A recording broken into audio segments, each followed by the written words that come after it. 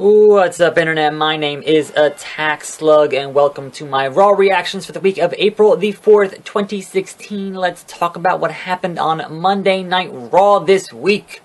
On a fine Wednesday morning, we start the show with Michael Cole and JBL explaining to us, hey, the post-Mania crowd at Raw, they're wild, they're passionate, and the entire setup was because they knew there was no way they were going to turn down all the boos on this Raw crowd for Roman Reigns. So that's their little excuse, top of the show. Hey, we're going to explain it away so that, hey, it's not like when they're in Canada, it's Bizarro Land. It's like, no, they have taste. They don't want Roman Reigns as the champion, and they're going to boo the crap out of him. And they did.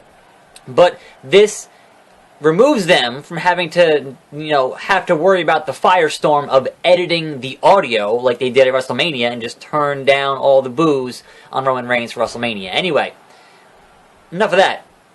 Vince McMahon comes out, and like most of the post-Mania Raw shows, the crowd can certainly make or break the show. And the crowd singing along to Vince's theme song after the theme song stopped playing was just fantastic.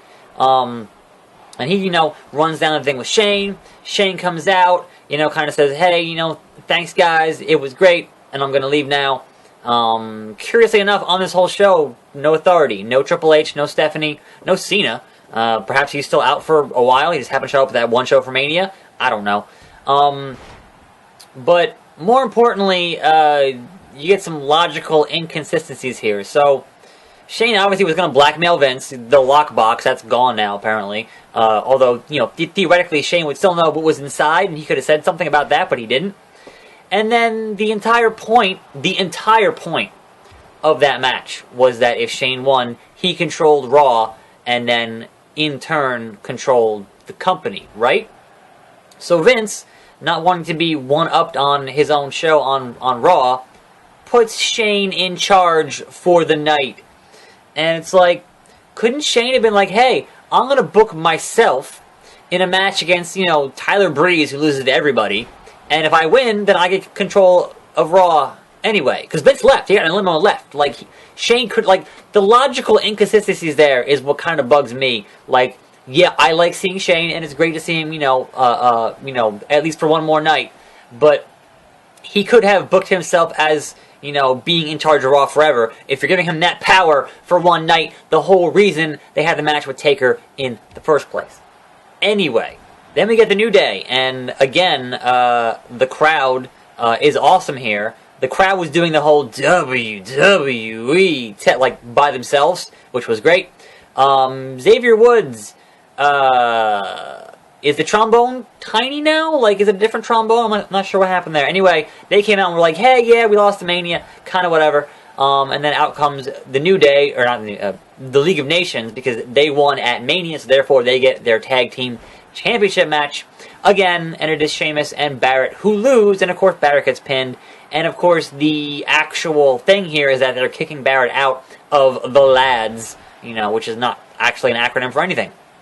But they're kicking out Wade Barrett from the League of Nations, which, if you've heard of the backstage stuff, his contract is up in, June, and he's going to leave anyway, so phasing him out now in April makes sense, because, you don't want to have him in an angle when his contract is up and he does not renew it and goes, to either New Japan or Mexico or TNA or wherever the hell he's going to go. Anyway, the weird thing here is that after this, then the Wyatts, let's go down, let's go, they attack Barrett, right?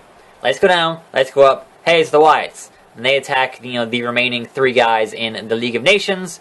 And I guess we're going to have a Wyatts and League of Nations feud. And because this was a post-Mania crowd, they were chanting, thank you, Wyatts. But, you're not going to get that kind of reaction anywhere else.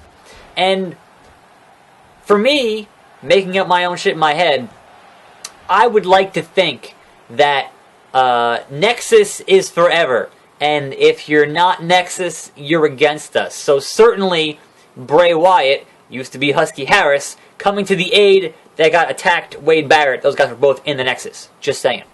Anyway, moving on. The first, the next match of the evening was Summer Rae versus Sasha Banks. And I thought we had a Divas Revolution. I'm sorry, a Women's Wrestling Revolution. This match was like a minute and a half. 2 minutes. Like, that's what we used to have. Like, if you're going to give us a women's match, give us a longer, like, an actual match here. But on the flip side, it feels like every other match on this show went to commercial in the middle of the match, and that can be, you know, kind of break up the flow of things a little bit. But yes, Sasha won pretty quickly, and that was the end of that. Next, we have our first debut here on Raw of calling up NXT talent, and that is Apollo Crews, who faced off against the guy who always seems to lose, Tyler Breeze. So this was essentially what jobber matches used to be, like squash matches. He probably just, you know, went through his arsenal to show off his stuff for a crowd who had not really perhaps seen him yet, although obviously this is the post-Mania crowd, so they had seen him because he's an NXT guy, and they knew to cheer for his spots. But for the TV audience who have not seen him yet, perhaps you don't watch NXT, this is, you know, a showcase of what he can do. He's kind of like, you know, a combination of Neville and Bobby Lashley, kind of in one. He's got the speed and the power. It's fantastic. Anyway, next up, because they prefaced it at the beginning of the show, hey, they might, and JBL reiterated, hey, they might cheer the bad guys and boo the good guys. It's passionate out here. And so Roman Reigns comes out and they boo the fuck out of Roman Reigns, who's like, look, I'm not a bad guy. I'm not a good guy. I'm the guy. And look, if you want to make Roman Reigns a guy who is just the champion and does not give a fuck what you think about him, that is a good direction for Roman Reigns. If you keep doing his jokey face, I'm basically a Samoan John Cena shit, it's not going to work. Make him not give a shit, then that's fine. That works. Make him just punch guys and just be like, not fucking care. That works. So keep going in that direction, and perhaps people will eventually, you know, come to like him, or make him a bad guy, and then, you know, all the booing makes sense. Like if he was a heel last night, that would have been an excellent heel reaction. But he's not, so it kind of doesn't work.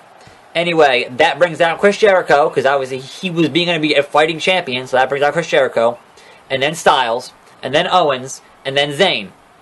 And he kind of sits back and is like, hey, you guys fight it out, whatever. But that's going to set up a number one contenders match for the main event, Fatal 4-Way.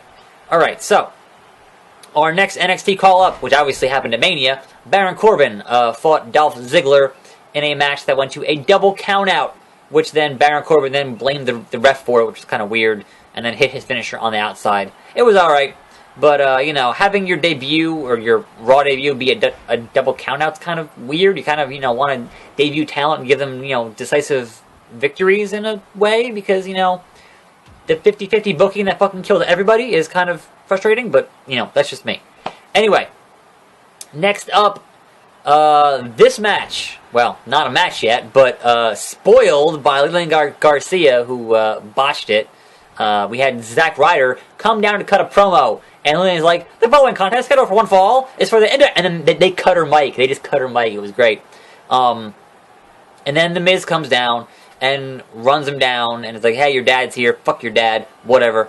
And then they're, you know, basically challenges into a match, and because Ryder is a face, and faces do dumb shit, he accepts the match, even though he didn't actually have to. Because, you know, there was no, like, Shane didn't make that match. It just happened, you know, right there, impromptu. And then, like, they're going, you know, they bring in the ref, and they bring in Lilian Garcia, you would assume, to announce, you know, the match is happening, and, you know, the contestants, and then they immediately make her leave again. So I guess they were just mad at her for something. I don't know. She fucked up. I'm surprised the crowd wasn't like, you fucked up, but, you know, what are you gonna do? This match was Zack Ryder versus The Miz for the IC title. Guess what? The Miz wins! Zack Ryder has a one-day title reign, and people were pretty mad about it. And so the crux of this was that Ryder's dad was ringside, Miz gets in his face, his dad pushes him, and guess who's fucking just in this crowd because, hey, it's Mania weekend? Maurice, The Miz's real-life wife, Maurice, is in the crowd, and she gets into it with Ryder's dad for a little bit, and then Ryder is distracted because obviously, hey, it's Maurice, you'd be distracted too, and gets the skull-crushing finale and loses the match. But two things here that I want to point out, very important. Number one, you probably shouldn't have people who aren't actually employed in the company, like Zack Ryder's dad, attacking or, you know, assaulting your talent. We just had a fan assault Braun Strowman at ringside like less than a month ago. Like, you don't want to encourage that, is what I'm saying. And number two, you have the most ineffectual security in the world that Maurice jumped the barrier and went and got in Ryder's dad's faces. Look, just because you used to work there, Maurice, like, I couldn't go into a job I worked at 6 years ago and start fucking with somebody. That's not how it works. Like, that's not how any of this works. Jumps the barrier, and security doesn't immediately remove her. They wait for her to get in his face, and then, after she slaps him, then remove her. Like, worst security ever. This is why guys can fucking jump the guardrail, like the guy who got in the ring with the Shield, like, you know, a year and a half ago, or whatever, or, you know, no. The guy who was the third guy with Ambrose and Reigns versus the Wyatts, and kind of just got in the ring before they even got to him. Like, this is what, your security fucking sucks. Anyway, next we had a presentation of the Women's Championship with, I guess, all of your current women's wrestlers in the ring. And Lana, because, you know, she's had a quarter of a match at one show. What?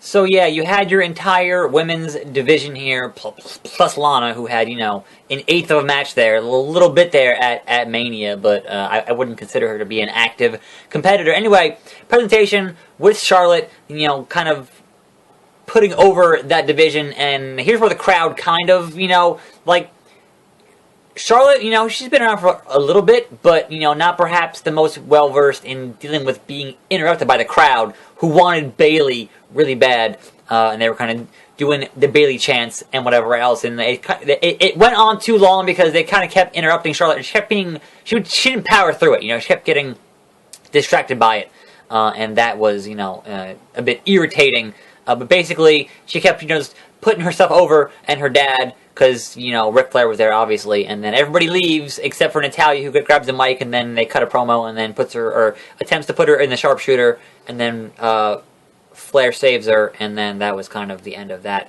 weird segment, like, whatever, but, anyway, we got a video package for Primo and Epico, no longer Los Matadores, no longer with El Torito, or, you know, we assume, and they're from, like, they depackage them. It's like, here's the actual guys. They're from Puerto Rico. They like to smell flowers that apparently only grow in Puerto Rico. So that's a thing.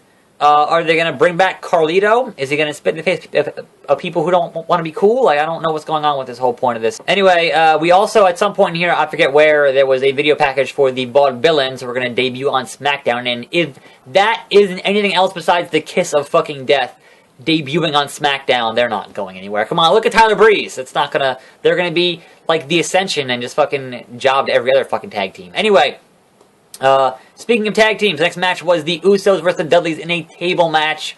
Another botch of the evening here is that we had this match here, it was a tables match. They tried to repeat the post-match spot from Mania of the Usos putting them through tables with their jumping splashes. Dudleys move, they go through, the bell rings. That's not how tables match work.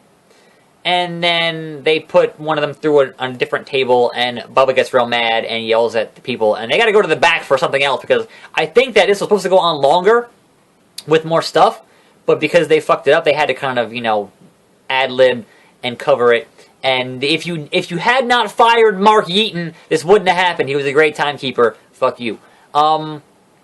So we go to the back, and Sami Zayn gets taken out by Kevin Owens through a table, so he's no longer going to be in the Fatal 4-Way. Surprise coming. Then we go back to the Dudleys, who are still kind of ringside trying to figure out what the fuck happened there, because this is the debut of Enzo and Cass, who come to the ring and cut a phenomenal promo. This is the one show of the year. If you want to get over Enzo and Cass to a TV audience, this is the one show of the year where that crowd is going to know all of the cues to hit. They're going to play along with all of the promo stuff. They're going to pop for them. They're going to just feed them the energy they need to get over to a main crowd who is not, in front of an NXT audience. Well, you basically are. But this all worked just fantastically. It worked. It went as best as you could have hoped for it to go. And one would assume if they're going to actually feud with the Dudleys, they're going to go over in that feud. Just, dear God, don't give them a 50-50 fucking booking. Anyway, so, then we get to our actual main event here, which is the Fatal 4-Way for the #1 contendership for the WWE Championship, and it is AJ Styles versus Chris Jericho versus Kevin Owens versus Cesaro's back. And he has a tearaway suit, and that's hilarious. And I feel like he probably planned that tearaway suit, obviously, you gotta order it and buy it and whatever else. He probably had it planned for fucking weeks, right? How mad must he have been when The Rock did almost the same shit at Mania the night before? He's like, no, that was my idea, goddammit. Anyway, yes, so we had a fantastic match here between those four. Not gonna go too into the actual beats of the match, but it was pretty good. There is one part in here where Owens got thrown into the barricade and sold it like he got shot. He's like, ah! Like, it was, fantastic. Anyway, winner of your match and #1 contender for Extreme Rules is AJ Styles.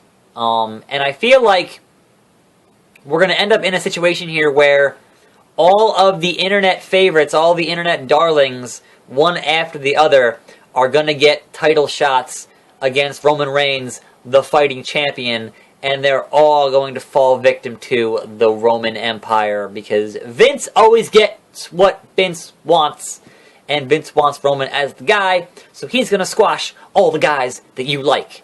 I think that's kind of the eventual thing, until we get the return of Seth Rollins, until we get the actual return of John Cena, then we're just going to see guys getting squashed for a little bit. So, it is what it is. So, anyway, that was Raw. Let me know what you thought down in the comments. I'm Attack Slug. Thanks for watching. More videos every day. And I'll see you next time right here on this channel. And I'm out.